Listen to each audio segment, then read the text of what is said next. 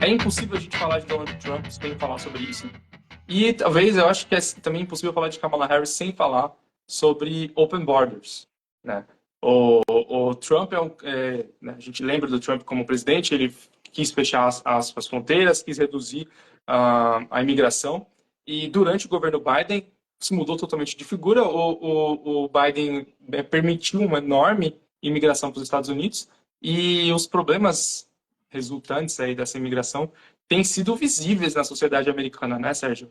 A gente também publicou artigo sobre isso, pessoal, do Michael Rectenwald, que também foi um dos nominados aí para ser candidato pelo Partido Libertário, inclusive, né? Mas ele perdeu, né, nas primárias. A gente tem artigo do Michael Rectenwald falando sobre imigração lá no site do Instituto Mises. E como é que a Kamala Harris enxerga essa agenda de imigração? E o que o Trump deve fazer se for eleito, Sérgio? E também é bom para você falar um pouquinho, oportunidade de a gente falar o que está acontecendo agora nesse sentido nos Estados Unidos. Tá. A Kamala Harris é uma tragédia completa nesse ponto.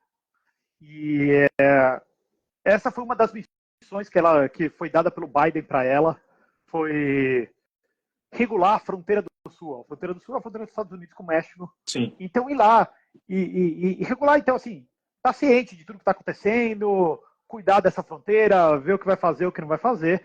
Então, a gente teve crise de entrada, os governadores, principalmente do Texas e do Novo México, fechando partes das fronteiras eles mesmos, o governo federal tentando fazer com que eles não pudessem fechar a fronteira. Bateram de frente, né, com o governo federal. Batendo de frente, a Kamala falando que visitou a fronteira, mas nunca tinha visitado a fronteira ainda, demorou meses e meses para ela ir pessoalmente lá ver a fronteira.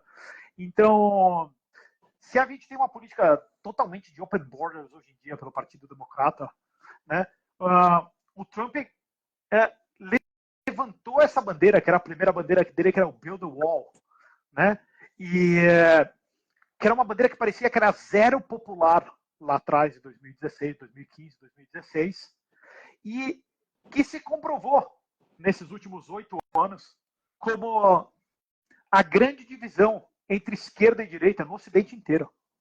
Porque se a gente olhar hoje figuras ditas na direita, principalmente na Europa, na direita, tem figuras que se odeiam lá. Então, tem a Orbán na Hungria, tem a Meloni na Itália, tem a comunista da Le Pen na França. Então, mas se é o que todos eles estão juntos, é assim, galera, peraí, as fronteiras estão completamente abertas. Sim. E não só elas estão abertas, como a gente está dando estímulo financeiro para as pessoas virem aqui, entrarem aqui no nosso país. Não é simples o caso, eu acho até que o caso da Europa é muito pior que o americano, porque não é simplesmente fronteiras abertas, né? É chamando e oferecendo para os imigrantes toda essa estrutura de assistência social, toda essa estrutura do estado de bem-estar social típico europeu, né? Onde essas pessoas chegam e simplesmente não precisam atrás de emprego, o cara não precisa trabalhar, né? O cara pode, né, lá criar a família dele sem ter que entrar na sociedade que ele decidiu, para a qual ele decidiu se mudar e na qual ele decidiu morar. Então, esse é um problema extremamente grave da Europa hoje e que realmente, Sérgio, como você está falando, é o que aproxima esses diferentes líderes de direita, vamos colocar a Le Pen no meio, mas alguns diferentes líderes de direita que se odeiam entre si, eles não se gostam, não, tá? Mas nesse sentido eles estão juntos, né? E o Trump é esse cara também, é o cara que se posiciona contra, porque ele está vendo, ele está olhando para o que está acontecendo não só lá hoje na Europa, ou já há muito tempo está acontecendo na Europa, né? Mas ele está vendo o que está acontecendo também agora nos Estados Unidos, os problemas graves que está vindo, como o crime organizado tem crescido muito. Ele que foi um cara preocupado com Make America Great Again, ele está muito preocupado com segurança nacional. Então são algumas das justificativas dele para se posicionar contra essa política de open borders aí do Partido Democrata, né?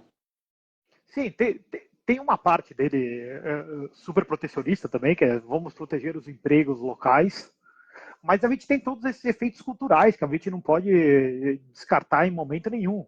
Não é só porque a gente aumentou o número de pessoas, aumentou a capacidade, entre aspas, econômica, desde um ponto de vista estático, né? Você tem mais Sim. recursos, então você vai poder produzir mais, você vai ter mais conhecimento, entre aspas, tal.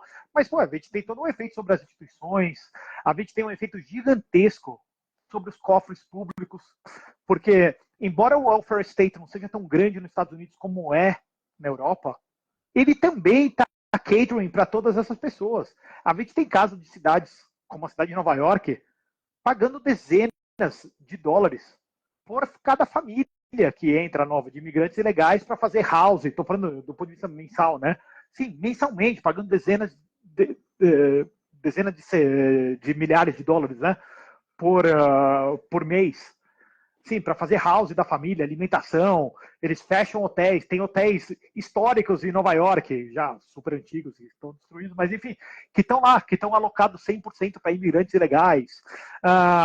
Recentemente em Boston, agora eu vi assim, tem uma ala do aeroporto de Boston, da parte internacional, que está fechada só com imigrantes ilegais.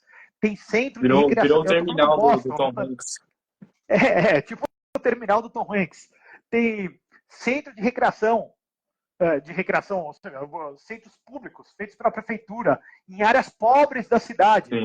né, onde teoricamente o objetivo pelo qual foi criado esses centros foi assim, não, a criança pobre quando chega da escola não tem o que fazer, então ela vai para o vandalismo, ela vai para a bandidagem. Se a gente tiver esses centros esportivos e culturais, a criança vai não só poder estudar, socializar e não ir para a criminalidade. Então, eles criam isso com esse objetivo, mas assim, eles fecham esses lugares para dar housing para os imigrantes ilegais que são trazidos, que alguém está financiando a entrada deles nesses locais. Então, assim, é um problema real. É um problema real nos Estados Unidos. Eu tô falando Boston está lá em cima. A gente não está falando da cidade fronteiriça lá embaixo. Sim. Então, é um problema legal e que as pessoas veem com os olhos. Né? Você vê, você não precisa ler uma estatística para saber que isso está acontecendo. As pessoas estão vendo no dia a dia. Então, esse também é um ponto de divisão gigantesca entre as duas pontas.